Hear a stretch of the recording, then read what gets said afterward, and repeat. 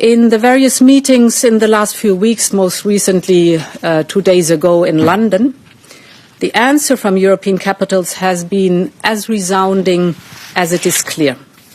We are in an era of rearmament. And Europe is ready to massively boost its defence spending, both to respond to the short-term urgency to act and to support Ukraine, but also to address the long-term need to take on more responsibility for our own European security. And this is why today I have written a letter to the leaders ahead of Thursday's European Council. This is why we are here together today. I have outlined in this letter to the leaders the Rearm Europe plan. This set of proposals focuses on how to use all the financial levers at our disposal in order to help member states to quickly and significantly increase expenditures in defence capabilities, urgently now, but also over a longer period of time over this decade.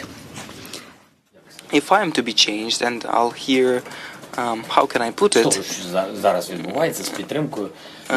with what's happening with the support, to change me, it will not be easy, because it is not enough to simply hold elections. You would need to prevent me from participating in the elections.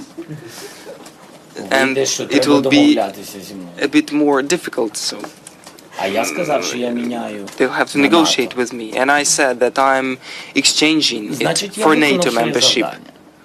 And then it means that I fulfilled my mission. There is NATO. It means I've fulfilled my mission. The Prime Minister says he's open to Australia sending peacekeepers to Ukraine in a bid to ensure a ceasefire. But in the lead up to the election, the coalition has signalled that it wouldn't back that move. Donald Trump has just frozen military aid to Ukraine indefinitely. Why is that? Look, I think this is part of a greater negotiating tactic, Andrew. The bottom line is President Zelensky should do two things. Number one, sign that minerals deal. Number two, apologize to President Trump and thank the American people. If those two things happen, Ukraine will be secure. If U.S. interests commercially are aligned with Ukraine, our companies, our workers, that's probably the greatest protection and security that he could possibly get. After the Oval Office smackdown heard round the world, 47 sending the Ukrainian leader to his room for having a bad attitude on a potential peace deal with Russia. And instead of apologizing, Zelensky was running over to his European friends, where he said, quote, an agreement to end the war is still very, very far away, and no one has started all these steps yet. President Trump, not happy with that one. He should be more appreciative because this country has stuck with them through thick and thin. We've given them much more than Europe, and Europe should have given more than us. I want one thing to happen. I want all of those young people to stop being killed. They're being killed by the thousands every single week. The money is one thing, but the death, and they're losing thousands of soldiers a week. He said he thinks the war's going to go on for a long time. And he better not be right about that. That's all I'm saying. Now, maybe somebody doesn't want to make a deal. And if somebody doesn't want to make a deal, I think that person won't be around very long. President Trump also teasing that he'll have more to say on a minerals deal with Ukraine during his joint address to Congress, which you can catch special coverage starting tomorrow at 9 Eastern, right here on Fox News Channel. Meanwhile, the Democrats and the media are screaming, Russia, Russia, Russia. The White House has become an arm of the Kremlin. The Kremlin is delighted. The only winner in that exchange is Putin. He's very much in Putin's camp. As far as I'm concerned, he is an enemy to the United States. And Secretary Rubio is pointing out how President Trump would be getting a Nobel Peace Prize over his efforts to end the war if only there was a D next to his name. Shouldn't we all be happy that we have a president who's trying to stop wars and prevent them instead of start them? And I just don't get it. I really don't, other than the fact that it's Donald J. Trump. If this was a Democrat that was doing this, everyone would be saying, well, he's on his way to the Nobel Peace Prize. This is absurd. No, I will say this. The other thing that's funny, Zelensky left the United States, went over to Europe, where immediately the UK's Prime Minister Starmer said that they will put boots on the ground, planes in the air. The French president said that they're willing to up their percentage of GDP of defense spending to 3.5%.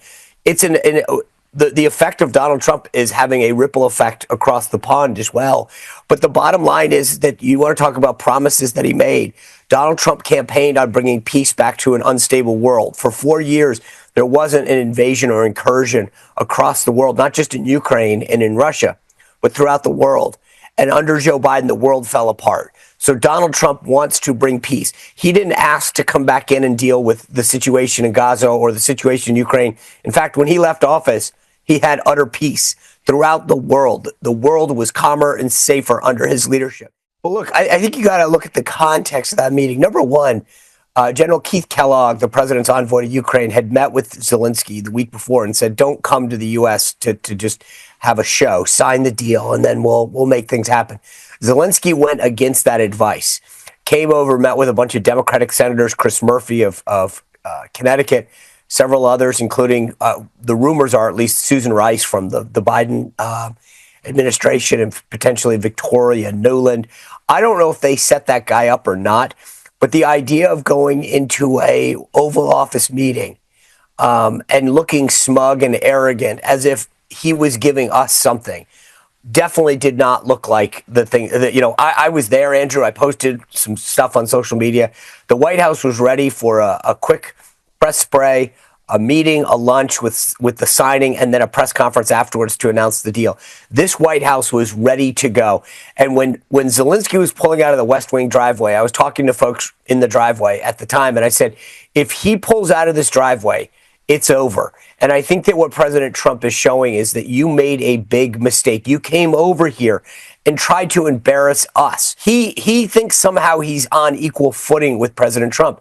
And respectfully, this isn't about who's bigger or smaller or what have you. But the bottom line is that they wouldn't be in the position that they are without the United States. President Trump wants peace, full stop. And he is the only one that can negotiate a lasting peace. So the idea that Zelensky came over here to lecture us and to lecture our administration after everything that the United States has put out for them was just a stupid diplomatic move. We don't want to go over there and get in between a family fight. We did. It's 3 years later. I'm still waiting to hear what Jessica's plan is to remove Russia from eastern Ukraine. What? We haven't heard that yet from you. So until you tell us what your peace deal is, I think this is probably the better deal. Really? Jessica, how are you going to get the Russians out of eastern Ukraine? You make a deal if the with Ukrainians them. you make a deal with them. But the deal is not giving up all of Ukrainian territory and calling him a dictator when he's clearly not. Okay, so how do you get them to stop fighting and get Russia to leave the country? I don't know. I don't know is your answer. I don't know. Sorry, I left my 4 stars at home when I came into work. I'm just saying, the guy is talking like a Kremlin plant. If you can't do it militarily, you got to go do it at the negotiating table. You know what? The truth is that Donald Trump's job is to get a deal. And that means you don't take one side or the other. He's taking one side. And their interpretation of his not taking, of his Brett not says we have to go. criticizing Putin is that he's pro-Putin. He's a deal maker. Okay.